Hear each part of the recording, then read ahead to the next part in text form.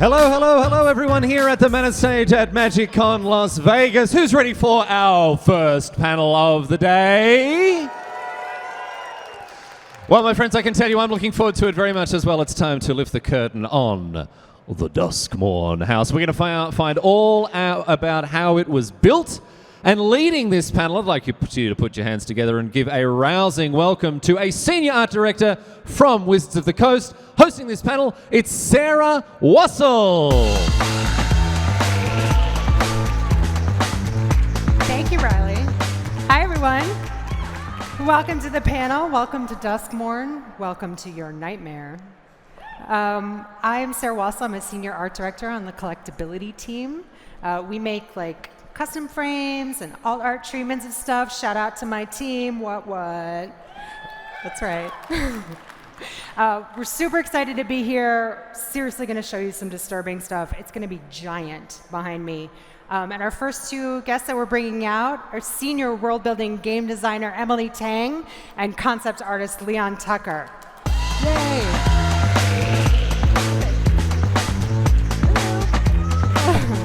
You listen to that. Just sit here? Okay. Yeah. All right. So Emily, you were the world building set lead for this set. Why?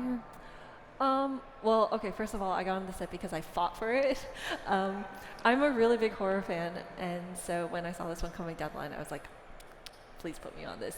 Yeah. No matter what. Which is really funny because I was also the set I worked on previously was Bloomborough right before. Oh, wow. I was like, I think I've had enough of cute things for a while. Can I do something horrible? This is upsetting to all of us because you have such a chill demeanor, and then you have destroyed everything with this set and made it super unsettling. So talk to us about this, how the set itself is within an entire house. So, I mean, the reason the whole world is as is just this one figure, Valgavoth. Mm-hmm. He's this elder demon who lives to feed on pain and terror and other people's suffering. Yeah, huh? Mm-hmm. Am I okay now? Hmm? Oh no, it's just. Are you hearing it? Are people hearing feedback also? A little bit? Okay. It's probably, the mic is probably haunted. Okay. So. Yeah, nightmare mics. Yeah.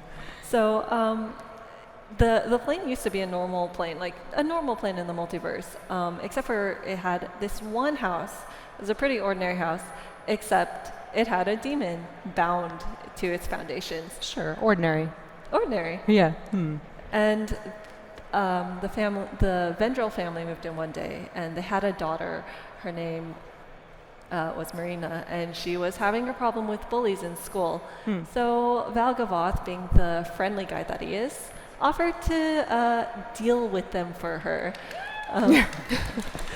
Well, wait, just one moment. Keep going. Well, I mean, so demon makes a promise. He keeps his promise. He dealt with them. He also used the fear and pain that he caused those bullies to, consolidate a little more power for himself. It was really that was the crack in the dam. And then after that, he was able to continue extending his influence out and terrorizing more and more people, getting more and more powerful. See, it's not going well. He could never get enough power to break out of the spell that bound him to the house. So he did what any self-respecting demon would do and just changed the definitions of what the house was. Continued expanding it. Eventually, he ate up the entire world. So the demon is the house, is the demon is the house, is the demon in the house, and it's just The demon is the house, is the plane. They are basically indistinguishable at this point. Oh my gosh. And sorry, go ahead. Well, no, I was just gonna say even though, so yeah, we had this house, this nearly infinite haunted house, but it's we still need to show a bunch of environments and everything. Sure. We wanted, it has to feel like you're inside a house and you whenever you're outside, but also not at the same time. So it's like, I don't know, you go to a nice little fairgrounds or something, it looks like you've found a way out, but you see signs everywhere that you're not. There are doors standing in the middle of nowhere. There are support beams over your head. There are windows hanging in midair. So it's like, you can never leave this place. Cool. Yeah, that's great. Thanks for that. Terrifying. Leon, let's talk to you for a second. Tell us how you got to Wizards in your career, please. Yeah. Oh, all right. So everyone. So my name is Leon Tucker. We got some fans. For me? So I'm from the Netherlands. I'm not sure if there's any Dutchies in here. Well, 2 Dutch people and 2 Dutch crickets, that's fine. So I am a concept artist working mainly for Wizards of the Coast, and I work remotely, so from my safe little home, working on nightmares, that's how you do it.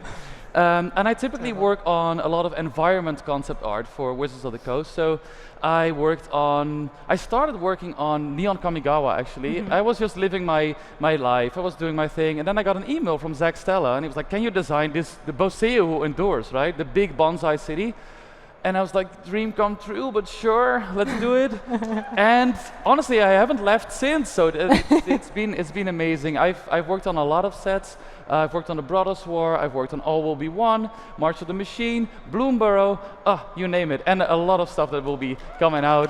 Yeah. And then also, like, the reason I'm sitting here is because of Duskmourn, of course. But yeah, I also worked on a bunch of cards. Here's Fountainport. I did some of the Shocklands for Murders at Karlov Manor. I did that horrible beast, the Cityscape Leveler, which people will hate me if I bring it out. But yeah, and also this cool thing, the Restless Anchorage. And for I mean, people will not know, but for example, I also designed the vault frame for OTJ, for Outlaws of Thunder Junction, those big score vaults.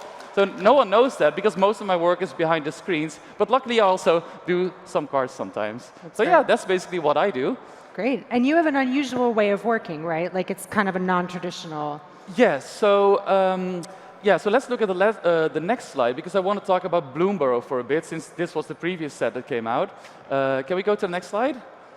Beep. Oh, there we go. So here we see the cute little bunny buildings. So all of these artworks are actually made within one day, and it might seem a bit quick, but I kind of treat myself as being a little bit of a concept art factory. So what I do is I plan out all of my parts in stages. So I start out my morning by looking for references, like what am I gonna make? In this case, this was the bunny town, like with cute little windmills and nice fields. And then what I'm doing is I jump into something that's called virtual reality, which I will talk about briefly. It's amazing.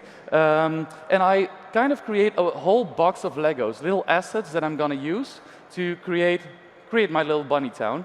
And when I'm done, I'm usually stuck with about 3 or 4 images that I've planned out in my head. And yeah, I basically repeat these steps every day. So instead of starting one image, finish one image, starting over with one image, I kind of repeat a set of steps. So now let's go into a little video because I prepared a little video for you guys. So here's me working in VR, and it's amazing. Has anyone used VR before for gaming or for working? So I use it mainly for working, and here you can see me modeling one of those cute little bunny windmills.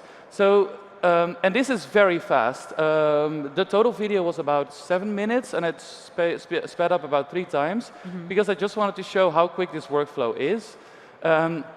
Here I'm just sketching out little lines. What do I want the windmill to look like? The proportions of the building. I'm trying to figure them out. And I'm still... Nothing is really set in stone here, especially when working on Bloomburrow. We had a lot of creative freedom. So Zach Stella, the art director, he gave us like a lot of references to work with. And of course, I had to base this little windmill off of upside down carrots, right? Because that's bunnies. Yeah. That was the quickest go-to idea I could think of. And here you can see me fill in all of the lines. I'm kind of modeling, for those of you that know regular modeling software like Blender or Cinema 4D, it's kind of like it, but it's a lot faster, a lot more intuitive. Right now, I'm literally inside of my artwork, right? So instead of there being a screen and a bunch of hotkeys that I have to be worried about and be stressed out about, I can just lay down in my bed and work. It's amazing. So the only downside of it is because I'm in a different reality, I'm wearing my glasses, so my cats, for those of you that play D&D, they have a big advantage on stealth rolls when attacking me. So that's, I mean, that happened a couple of times because there's this little line attached to the controllers, right? And my cat, they really like grabbing it, yeah. So there's a bunch of times where I'm just like modeling, living my life, and suddenly my controller goes away. But yeah, so it's just something small that I would like to show you, also because we're transferring into Duskmourn, which had an entirely different process, because before working on Duskmourn, I was always kind of hired on projects where I would design big cityscapes and big landscapes, very big scope things. But Duskmourn, not so much. Yeah, right? We will probably chat about that later. Yeah. So yeah, we'll just let this video run through. And you can see here, what happens is I just made that one windmill, and I can easily just copy it with one hand movement and turn it into a different building. So it's super fast. So within a matter of minutes, hours, you name it, I'll have like 10 buildings, 12 buildings. And then with those buildings, I can play around, and I can go to my regular 3D software and start building cities out of that, like little scenes, and add some lighting, add cool composition. And then when that's done, I will just render it out, go into Photoshop, and just paint over it and make it pretty, basically. Add the story, add the little characters. And that's typically what my day looks like when working for Wizards. So yeah, just wanted to share that. That video is incredible. Awesome. Thank you. You didn't have to do that. But yeah. Yeah, so you mentioned briefly that you usually do like big exteriors. Yes. So then Duskmourn was different for you. So Yes. you got a call from a video, and what happened? So talking about nightmares, right? It's like I said, I was just happy doing big towers, like Urza's tower, nice. It's like it has a gigantic scope. And then a video comes in with a nice email asking me, "Can you design chairs?"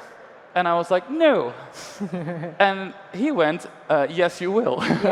And but I think it was all a grand scheme, because Ovidio Cartagena, most of you might know him. He was the art director for Duskmourn, and I think he just likes torturing people. And also he's kind of a genius. So I think it was he kind of meant it to be kind of a nightmare for me as well, right? No, he knew you could do it, right? That's his job to like, look at but your it was, portfolio. I was sweating. I was having nightmares. I couldn't sleep. Yeah, He was just trying to get you in the mood. Sorry, what was that? He was just trying to get you in the mood to work on Yes, it. and it worked. I'm still shivering. Yeah, which is going to happen. You'll see.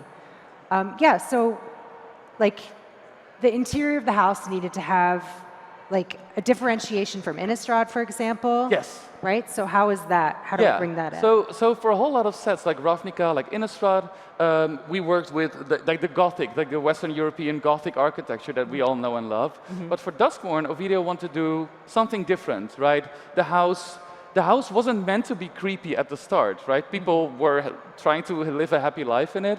So what we did, instead of going for those pointed Gothic arches, we went and took a different approach. So we went for a more, if you can go to the next slide, we went for a very ornamental kind of late Middle Ages Ottoman kind of feel, with just ornaments and golden embellishments everywhere. So this little piece of reference, it's called the Peacock Room. It's located in Washington, right? That's right, yeah. It has so much detail. So we could almost design the house based off of this picture alone, because there's so much to see, so much ornamentation. And speaking of ornamentation, right? Ovidio called me, if you can go to the next slide, he called me up and he said, "Leon, I need you to do one thing. I need you to order a little book. It's called The World of Ornament." And I ordered it. I didn't know how big it was going to be. And then this giant truck arrived, right? This big box. It was insanely big. I'm not even kidding. So I wanted to take it with me. I had to check in extra luggage, so I didn't do it. But this book is full of ornaments from basically all civilizations that we know. And for Duskmourn, we specifically looked at like the kind of Ottoman, late Middle Age, repeating wallpapers with some creepy motifing. Yeah, So and then you took that into the like fixtures in the house, right? Yeah. Beyond just the wallpaper. Yeah, so he made me study that for a week, and so it was a week of not sleeping and just being horrified. And then I had to design lamps and furniture, so no towers this time, no gigantic mountains, just furniture. And what we can see here is that it looks very heavily ornamented, like golden lamps, but there's something that feels off about it, right? Are these grasping hands? Is that a rib cage? So yeah, and then the question is, so did these people just like creepy stuff, or did something shift these little lamps into something creepy, right? That's the question. Yeah. So yeah, if we can go to the next slide. You can see what is different here from the normal chandeliers that we see in Gothic churches. The left one is a big chandelier that we could maybe find in, like in Istanbul, in a market. Like these gigantic lamps hanging down. But of course, there had to be something off about it. So if we go to the tables, you would hate to be the IKEA designer that comes up with this kind of stuff, right? It would be fired. You would be fired instantly. But luckily, we were working on Duskmourn, so yeah, we're doing good. So these tables that had these creepy motifs, what are those? Are those like monster legs? Who would buy that, right? Clickety-clackety little creepy feet. crawling chairs. Right. Okay, of course you would buy it. That's why we love you. And yeah, this chair as well. I mean, I would feel like a king sitting in that. Maybe we should just like make it. Maybe a dark king. Yeah, and then feel slightly weirded out when sitting in it, but yeah. And we can see that there is some sort of motif, right, that's repeating a lot. Yeah. And that's a moth motif, right? Yeah, I mean, because Valgavoth himself is based on a moth, so it's like we see that throughout the house. Yeah, and that came from an idea from Ovidio, right? Like telling a story about. Oh yeah. So I mean, Ovidio, I think he likes it. He's told this story a lot, but it's basically when he was a child. There at one point there was like a moth that flew into his house and it landed on the wall, and he asked his mom if they should kill it, and his mom said no because it might have a message for us. And then a week later, a family member of his died. So. That made a really big impression on him, and he's always viewed moths as like these messengers, harbingers of, well, death probably. So when we were coming up with Valgavoth's design, and we were trying to figure out, what's the thing that makes him stand out? What sets him apart from just, other demons that we might find in magic? He thought of the moth immediately. Yeah, it's so interesting how like a little story like that can germinate and like in a room of creative people can really turn into like a whole story engine, right? Yeah, and in this case, it inspired the entire set.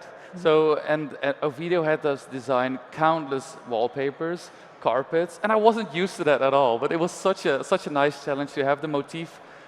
The moth motif going back everywhere. So in little lamps, in tables, in little tapestries hanging down, in carpets, everywhere it comes back. So if we can go to the next slide, we can see these gigantic golden crests hanging on the wall. Can we go to the next slide? Oh, there we go. So yeah, and we can see like, I mean, would you guys hang it up? I wouldn't. I prefer cutesy animals. But yeah, so the moth design is returning everywhere. And the next couple of images are of rooms, and we can just see the little moth motif on the desk there. What is this room even? Like, is that just, are those body parts? Like anonymous urns just piled up? What is that? I don't know who the professor was that had all of these green goopy vials over there, but yeah, I wouldn't want him to be my doctor, that's for sure. No. And yeah, and see on the lamps as well, if you look very closely, even on those big light bulbs, you can see the little moth motifs. So it's like the big bad of our set is always following us around. Also, always like watching. with this big dining room, you can see those pillars, they have almost like eye shapes on there. So we wanted the survivors to be watched the entire time, right? So they would never feel safe when being in the house. So almost as if the house itself is the monster. Yeah. Well, I mean, the fact that Valgavoth is the house, they are inside of him. Everyone's living inside of Valgavoth. Yeah, which sounds creepy and slightly off-putting. Kind of gross also. Yeah. But then, of course, because we're still playing Magic the Gathering, so we have to deal with color identity. So what Ovidio wanted us to do, if you can go to the next slide, he wanted us to create wallpapers for every color. So here we can see just a little motif, and these are meant to serve as inspiration for the people that draw the cards, right? For the people that look at the world guide. So imagine having to draw a green creature. And so to get some inspiration for the backdrop, you could look at this wallpaper, for example. So for green, the wallpaper is, of course, overgrown. It might be a greenhouse. It might be outside. And then we had to find some, like a color identity for every room. So for blue, you could go for a bathroom, for example, or a fountain.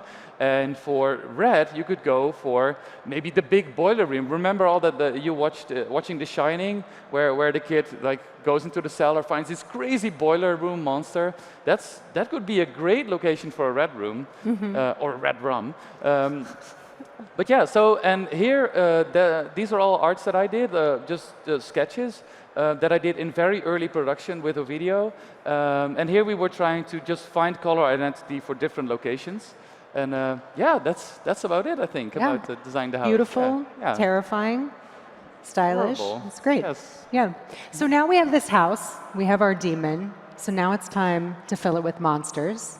So we're going to bring in a couple more people to talk to us about that, because we have a lot of monsters to talk about. So we're going to bring in art director Deborah Garcia.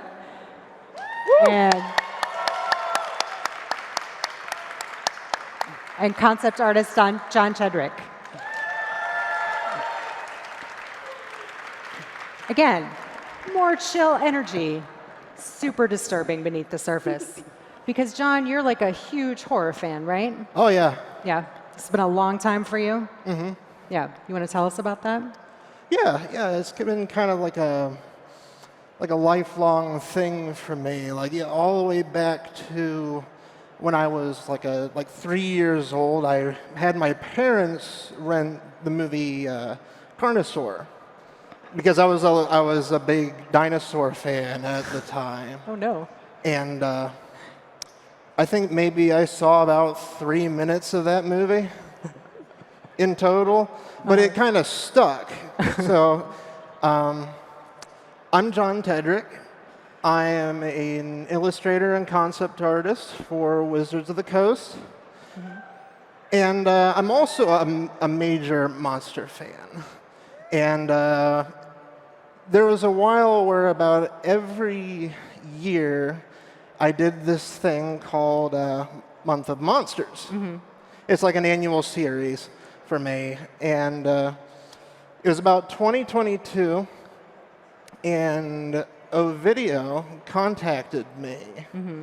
And he was like, "Say, I know you're a big monster fan. So we've got this set coming out that is going to be like 80s B horror. It's going to be like 80s monster movies. Are you interested in being involved?" I'm like, yeah, I'm definitely interested in being involved.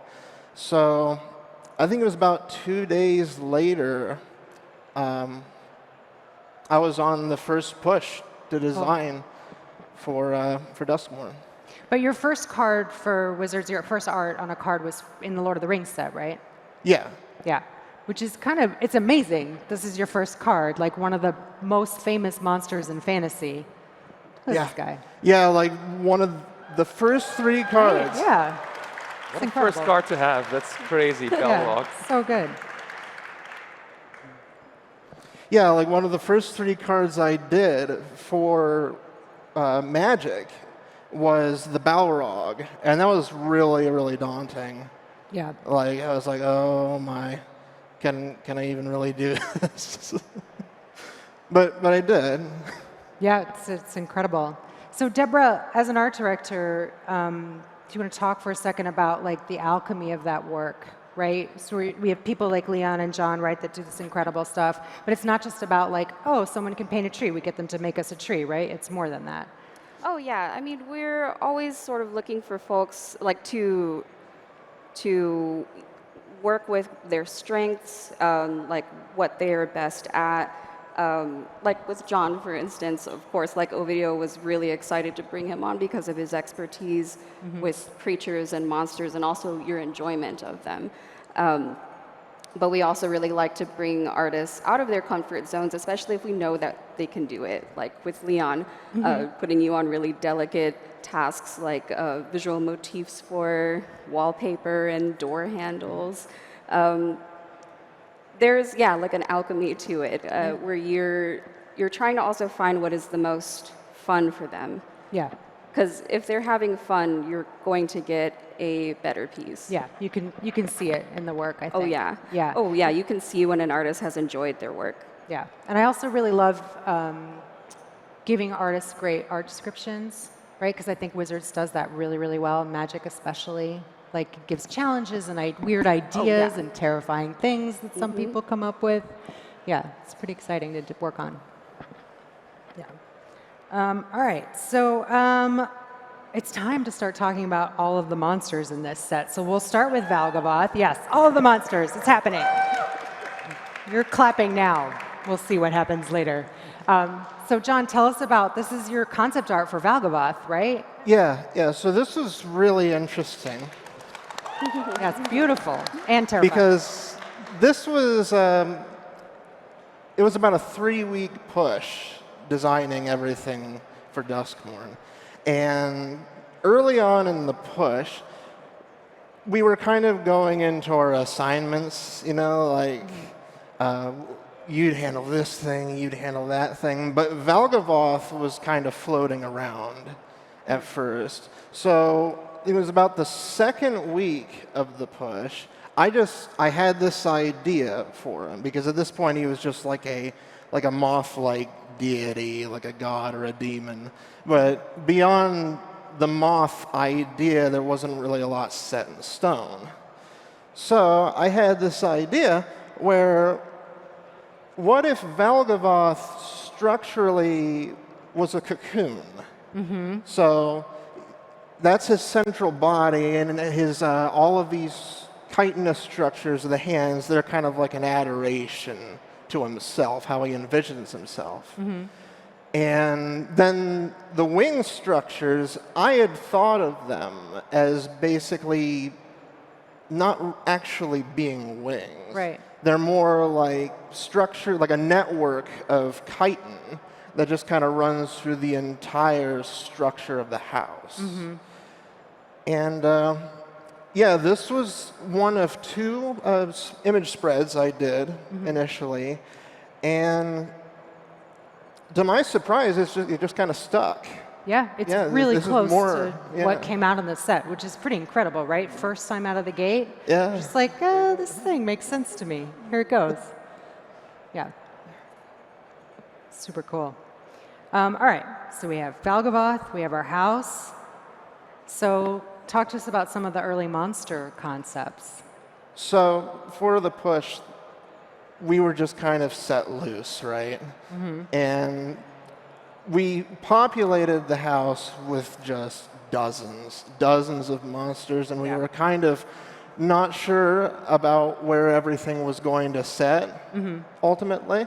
So the prevailing idea was to have every sort of monster be sort of like a juxtaposition, where everything's recognizably something like something you'd see in an 80s B movie. Like this one, I called it the Blowfish. It's a guy in a rubber suit, right? Yeah. It's one of those demons or aliens that you see it's a guy in a rubber suit. But then the twist for it, to give it its own visual signature, was populating the general silhouette with animalistic design elements. Like this one, it was a lot of fish bladders, of fish jaws, fish fins, and recognizable like porcupine fish spines. This next one, on the next slide, I called this one Latex Man. I'm obsessed with this It's idea. a noodly... Yeah. It's a noodly body puppet. Like you've got this guy on the inside. It's probably a big puppet, and he's got all these rubber structures hanging off. But then wanted to give it its own sort of visual signature, where it's got the vibrance, the tentacles, the jaw structure we designed at one point, where it's recognizably like a deep sea or a marine mollusk, that sort of thing. This next slide, the spindle did. Yeah. Appeared on one card, and the prevailing idea was wanted something kind of like a Slender Man, right? Like a big, spindly, tall guy. But what if he was a giant bug, basically? So and that's where the name Spindle Did came from. It's a portmanteau of spindle, spindly, and a katydid, kind of like a cricket. Yeah. This next one, the Ribbon Man, I was thinking of it kind of a different way, where instead of just making it like visually striking, I wanted to be kind of uncanny too, tapping into something sort of nightmarish. So I thought of him as being like this stop motion, lot of negative space, just a bunch of ribbons making the form of a man with like a hollow man mask sort of thing. And yeah, it was basically just that for dozens and dozens of creatures. I love how you thought about like humans in costumes as like a basis, because then that gives like everybody looking at it like a kind of unconscious relationship to it. Like it's not super unexpected. Yeah. Because you can see like a human in there. All right, so we have ghosts in the house, but it's not enough that they're ghosts. They have to be like special themes. So we have glitch ghosts. Yep. So the glitch ghosts in this house, they're the spirits of the people who died before the house took over the plane. And then as Valgavoth was eating up the plane, he was like pushing the spirit world out to the boundaries of the blind eternities, compressing it a lot. It's putting a lot of pressure on the spirit world, and which was it ends up pushing back on the house and causing stress, fractures, and then you see that in like cracks in the walls and everything. And you get these glitch ghosts who are the spirits from before the house who force their way in through these cracks. But it's a really difficult process. They get like corrupted in while they're doing that, which is how you get the glitchy texture. But this one still has its hat. It's important. Yeah, and all the ghosts, they're really like they're frozen in the emotion they felt when they died. That goes to the different color identities of the ghosts. So it's like the blue aligned ghosts, they died in confusion or uncertainty. Some of them might not even know they're dead. Red aligned ghosts died in pain, in anger. Black aligned ghosts, they died full of hatred and wanting revenge. Okay. And Deborah, you want to talk a little bit about like the specific visual style of them? Yeah, I remember leading up to production of Duskmourn that Ovidio already being like a really big fan of horror, he was like re-immersing himself in lots of horror films, getting reacquainted with a lot of visuals, and he felt really passionately about that texture of like TV snow. Like the analog, right? Yeah, that analog, that like looking into that capitalizing on that feeling of like looking into a screen and like turning the dial, tuning in and hearing something like spooky, something creeping, something eerie. And that particular piece was something he painted himself to like put that idea down. It was the first design for them and something that he led with. Plus it gives it a great excuse to like have glowing colors in the dark and glowing neon to kind of push that 80s. Yeah, and they have like a unique way of like moving throughout the house, like being able to move through screens, through paintings, windows, and like their accessibility to the house is really disturbing because they could just erupt. Fantastic. Anywhere. So they're all through the TVs, they're moving around all those places, and then in the cellar we have like some really particularly unpleasant creatures, the cellar spawn. Yeah, they're called cellar spawn, but they go everywhere throughout the house. So I mean, Of course. the house has this weird like psychic quality to it. where it can pull people's thoughts and emotions out of their head and give them physical form. The Cellar's spawn are Valgavoth's thoughts. They are his daydreams. They are physical manifestations of a world full of never-ending pain and terror for him to feast on, which is absolutely lovely to him and terrifying to everyone else. They're really unsettling. Look at them crawling all over the corners. Their weird feet and hands. Imagine that being your daydream, right? This next guy in his tiny head. Oh, it's so awful. We really wanted to capitalize on body horror with them Yeah. specifically, like liminal terror. Yeah. The way that you look at them and you know that they move weird. He's got 2 knees on one leg. It's not... Sometimes you just need a second one. Okay, so these guys are upsetting. And then somehow it gets worse. There are these nightmare creatures. Please explain why you did this to us. Yeah, Yeah. that's good. So the nightmares are actual nightmares that are pulled out of survivors' heads and given physical form. Thank you, Valgavoth. And we, our goal in making them was for people to look at it and go, wow, cool, thanks, I hate it. Yeah. Yeah. Which I've been hearing a lot when people are playing it. Good job. This one's my personal nightmare. What's this one? Fear of surveillance, right? Fear Yeah, of it's being like people watched. watching me. Oof. Yeah. Oh, so terrible. Didn't you just talk about there being a card that says a fear of the math teacher? A fear of maths? What was it? What was it again? There's a fear of failed tests. Oh, fear of failed. Yeah. Yeah, okay, yeah. Fear of failed Awful. tests. Yeah.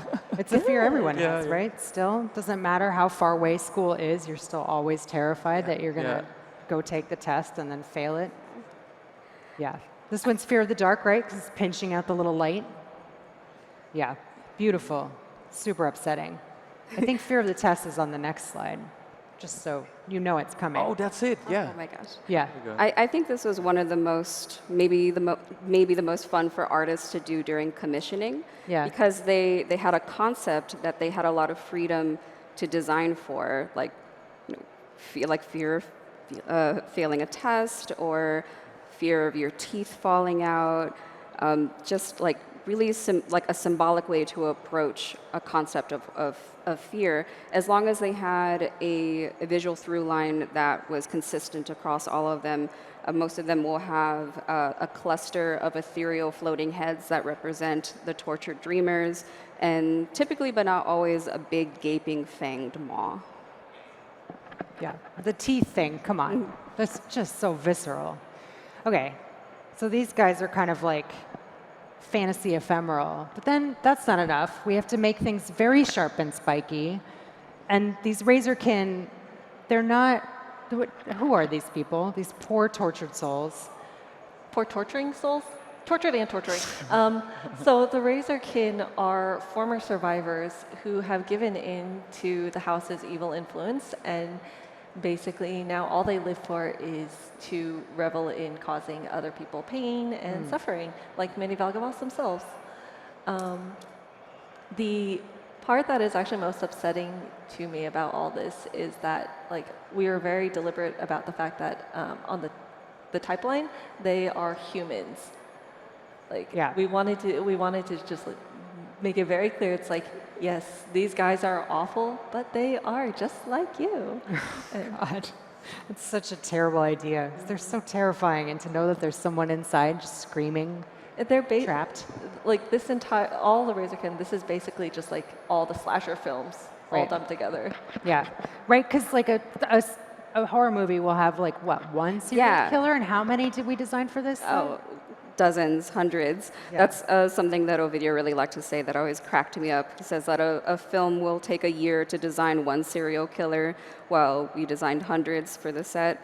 There they are. Not they're only can band you, shot. yeah, not only you could end up being one of them. Not only are they human, but that could also be you if you succumb to the house. Terrible. Okay, so they're like obviously big and scary, and then we go to something a little more quiet, but even more disturbing if it's possible, the Quicken toys. Yes, the Quicken toys are formerly inanimate objects that were once again affected by Valgavoth. They now hunt other, like they hunt people, but they don't do it like the Razor Kid, because like the house has a lot of terrors, but it's not all the same kind. So it's like you have the very in-your-face ones, and then you have like the quieter ones, where How is that quiet? Why is the face there? well, I guess he doesn't make a lot of noise while he eats you. Terrible.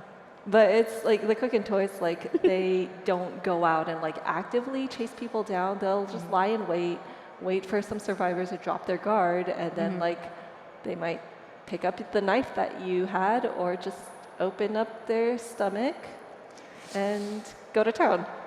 Yeah, these bears. This little guy has like 10 eyes. It's really unsettling. And then the next one was concept art that this was like hanging on the wall for like months before all the real like heavy work of the set started, and it's just so upsetting, but it's so perfect, right? It like encapsulates the set. It's like clever and creepy. Yeah. It's creepy. John, why? Yeah. It's so creepy. Yeah, look at him smiling. He's so proud of himself. I think your monsters feel like they could all give really good hugs. Yeah. Okay, and then we have wicker humans. These very strange creatures. We go to the next? Yeah, thanks. Yeah, so Deborah, you want to tell us about these? Yeah, wicker humans, primarily they're black and green, and a lot of their visual motifs were based off of their weaving patterns. Black wicker folk are, primarily focused on burnt wood, scorched wicker, and charred human bones, very asymmetrical. While green wicker folk are, of course, more organic, and their silhouettes are a lot more broken up by organic material like moss and leaves. And you were going to put beekeepers into this somehow, but then it was. Oh, yeah. I think we always play with weird beekeepers like every set, because they're like medieval beekeepers with like baskets on their heads. Are always just like a really cool, evocative visual that we can't help but be drawn to over and over. Totally. And then we go to some smaller guys, these little gremlins that maybe they could be your friends, right? They could be like cute, maybe. Cute for sure. They're like they make me think of like the animatronic like puppet critters from a lot of 80s horror films. They're like the kind of critters that will chew, and they might, blow out your fuse box and leave you in the dark. They tie your shoelaces together. They are one way or the other. They can be so cute with their big eyes looking at you, not meaning to hurt you, or they can be aggressive and all teeth. Yeah. And then here's some other like seemingly cute creatures. These aren't beasts, they are beasties. They are cute. They're not seemingly cute. They are cute. They're pretty They're cute. your friends. Yeah. They're some of the only benevolent creatures, well, benevolent to like the human survivors, creatures in the house.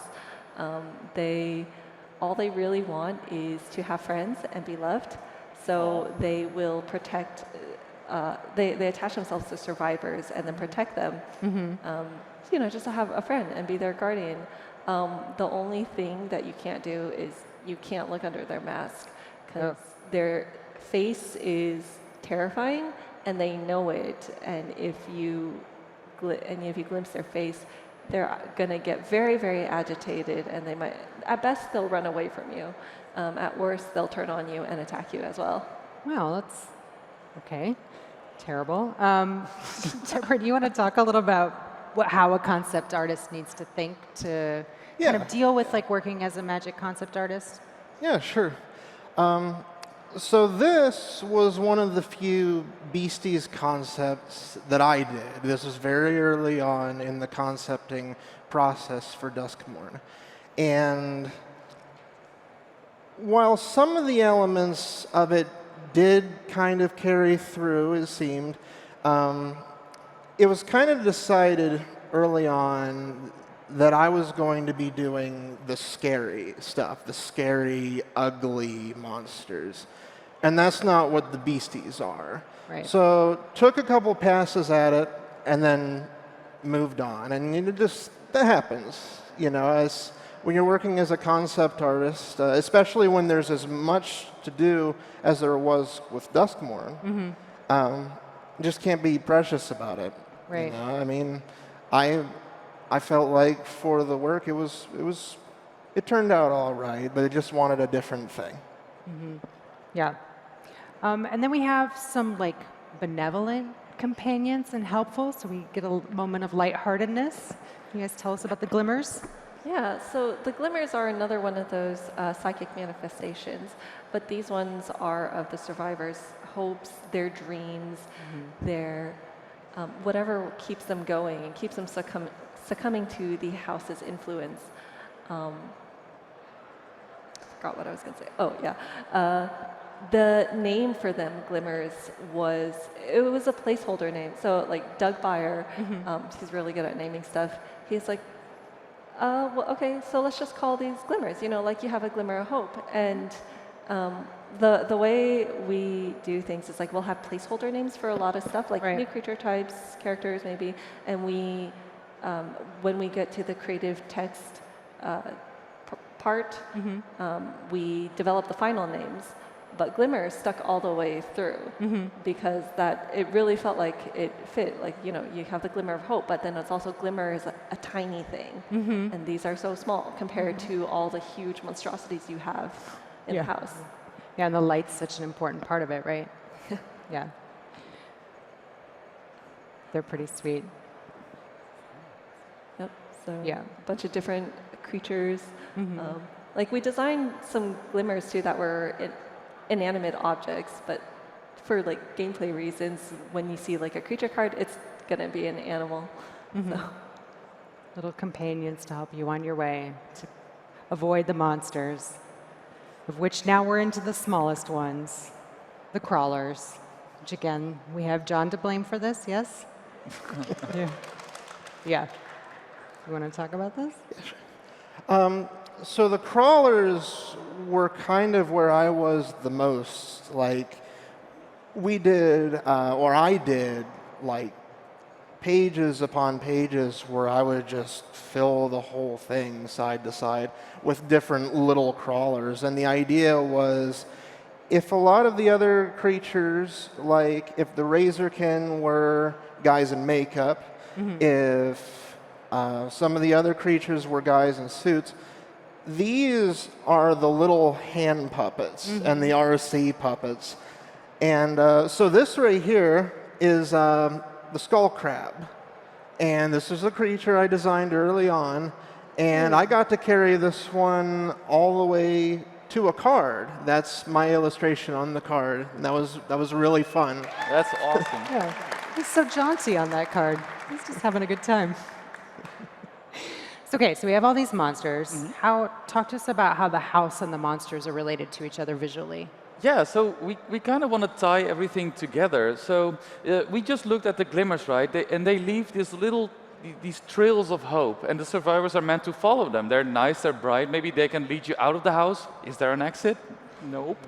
But then the monsters and the house are, of course, connected, and they kind of seem to warp the environment around them. So whenever you see an effect like this happening, it's time to run, right?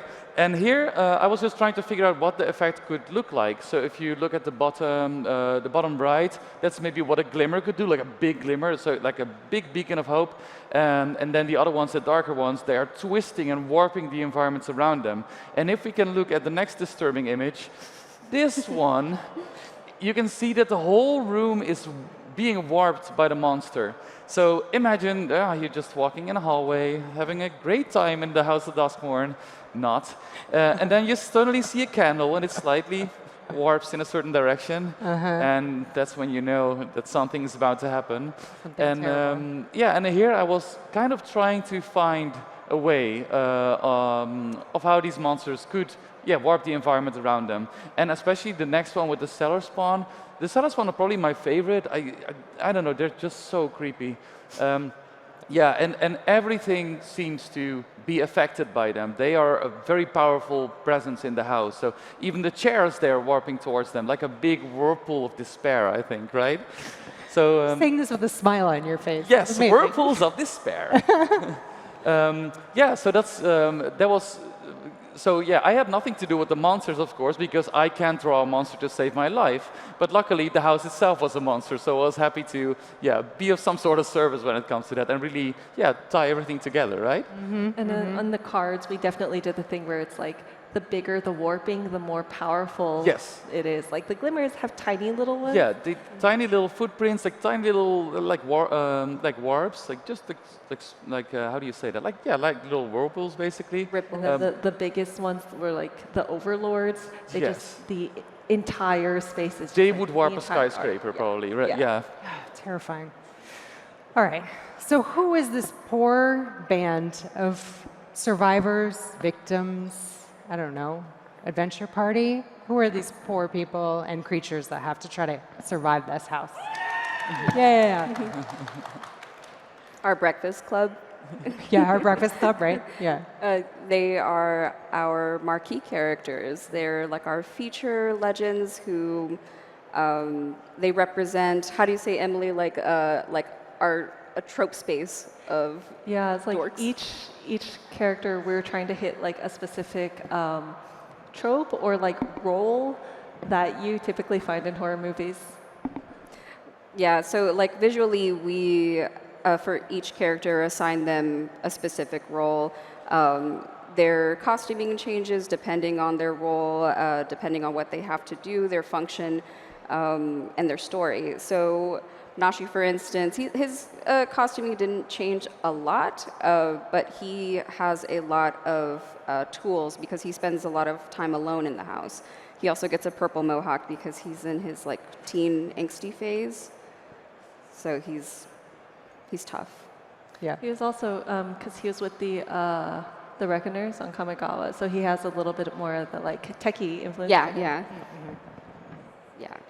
Yeah, and then we have the Wanderer, right? And the Wanderer. The Wanderer is our. The Wanderer is our action girl. She's. I mean, she's gonna go in and she's an expert swordsman already, and so she's gonna go in and she's gonna get down to business, I guess. But I mean, she's in the house because like Nashi, he's like he kicks off the whole adventure. You know, like in horror movies where you have the person who's like they read from the forbidden book, or they like play with an Ouija board that's definitely not haunted or whatever. Nashi opened the door for that by literally opening the door and going into the house. So the Wanderer is there to rescue him. Yeah, and visually, we actually did a bunch of designs for her. Sorry.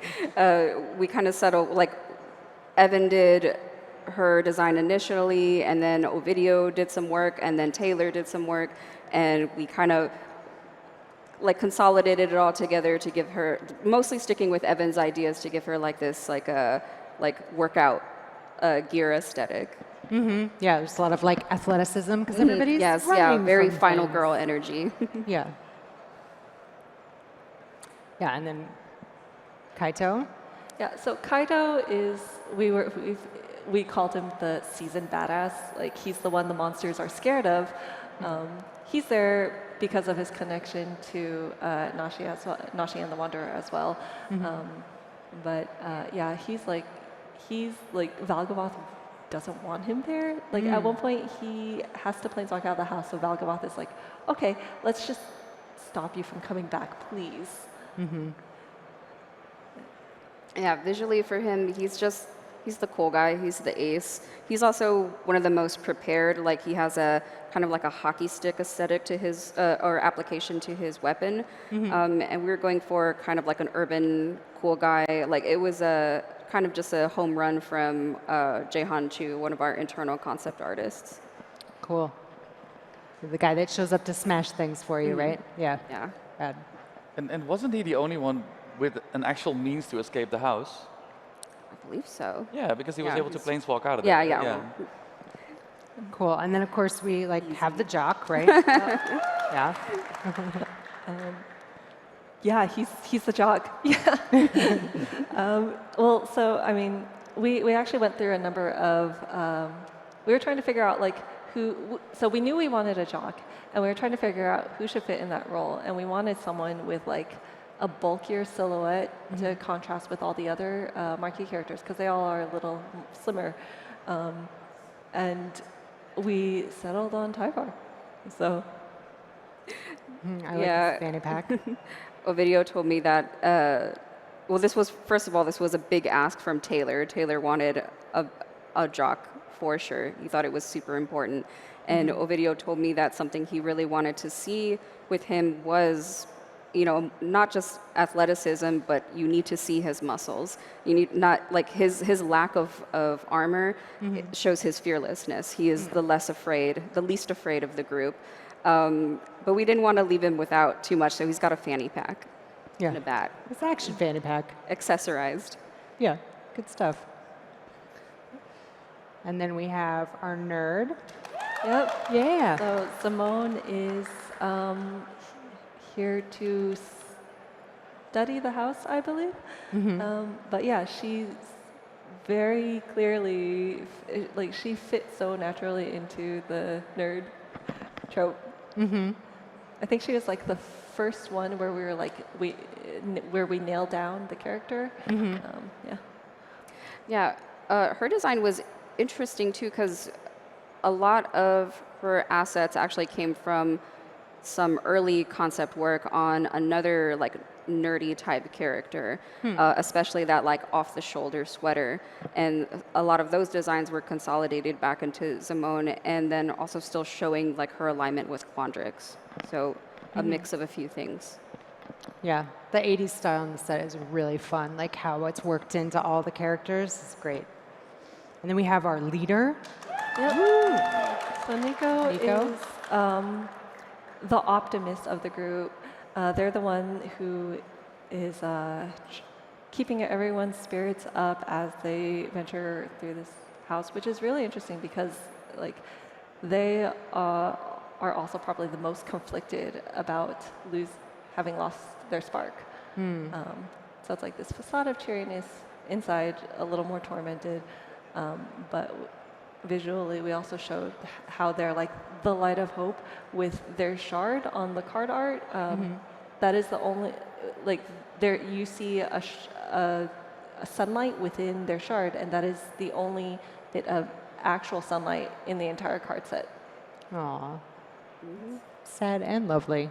Yeah, visually Nico didn't actually change that. Like we didn't mess with their costuming too much. Just to represent their almost like de facto leadership of the group, their optimism and their conflict. So not too much. Yeah. And then one more. The favorite. The one you want to change. So Winter is the burnout. And so when we were designing him, we kind of deliberately aimed for we wanted him to be like an, oh no, he's hot. Like we really wanted to give the vibe of, you look at him and you're like, oh, he's so troubled. I can fix him. Yeah, he's obviously untrustworthy, but he's so good looking. And he's like the emotionally unavailable, like goth guy crush that you have. And he's too cool to not have on your team. And visually it was just Jaehan Chu, just blam, there he is. And you're like, oh, and everyone swooned and kept him just how he is. All the way through the set. Smooth Yeah. and hair. Yeah. Yes. Yeah. And that's the lineup of everybody together. There they are.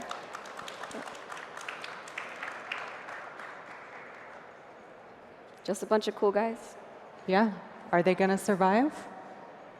Maybe. Who knows? I hope so. Probably not if Emily has anything to do with this. And there's their like end of the movie shot. Yeah, so that's all the images we brought to show you about this set. I hope everybody's excited about it now that you've learned how disturbing it truly is. how much effort went into making it terrifying. So I hope everybody has so much fun playing it, opening cards, and has a great time this weekend playing Magic with your friends. And go visit all the artists, because there's a lot of world-class artists here. And they're pretty exciting to meet and see all their work. Thanks, everyone. Good job.